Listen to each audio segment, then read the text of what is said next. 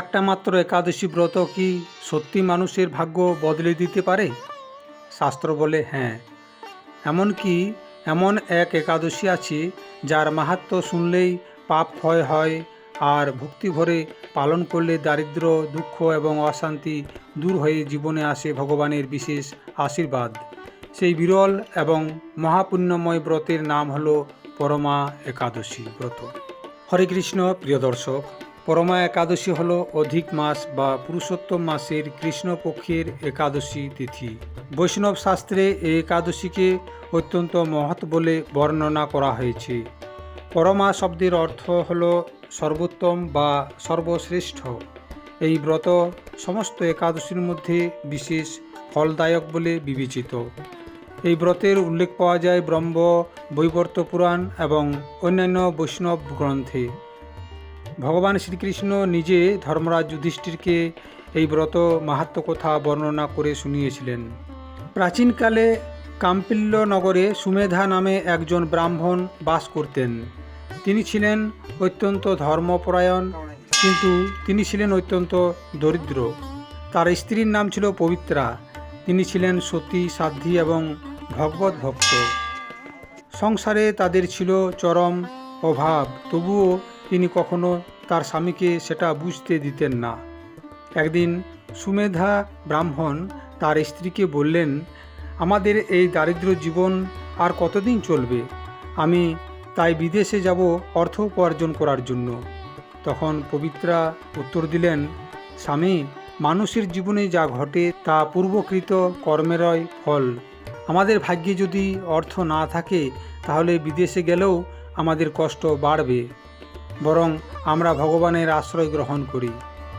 ঠিক সেই সময় তাদের গৃহে আগমন ঘটল একজন ঋষি। তার নাম হলো কাউন্তিন্য ঋষি। সেই দম্পতি যথাসাধ্য সে ঋষির সেবা করলেন। তাদের ভক্তি দেখে ঋষি অত্যন্ত সন্তুষ্ট হলেন। পবিত্রা বিনীতভাবে বললেন, হে মহর্ষি, এমন কোনো ব্রত কি আছে যার দ্বারা আমাদের সমস্ত দুঃখ এবং দারিদ্রতা দূর হয়ে যাবে?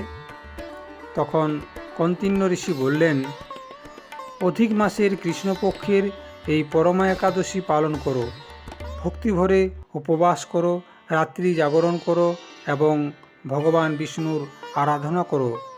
এই ব্রতের ফল অতি মহৎ। সেই ব্রাহ্মণ এবং ব্রাহ্মণী অত্যন্ত নিষ্ঠার সাথে এই ব্রত পালন করলেন।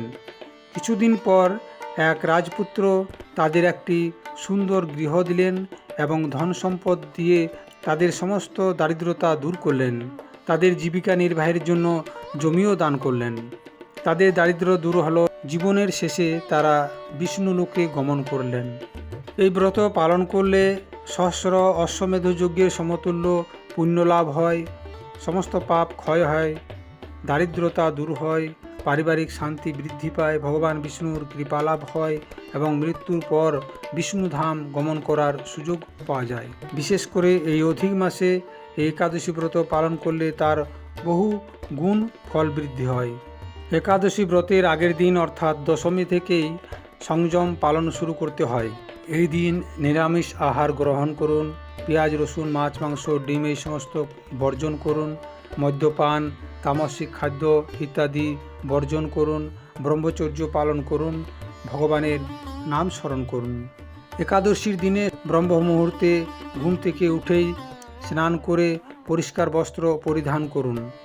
এরপর পূজা স্থানে নারায়ণ দেবের পূজা করুন আর ভগবানের কাছে প্রার্থনা করে বলুন, আমি ভগবান বিষ্ণুর কৃপা লাভের উদ্দেশ্যে পরমা একাদশী ব্রত পালন করছি।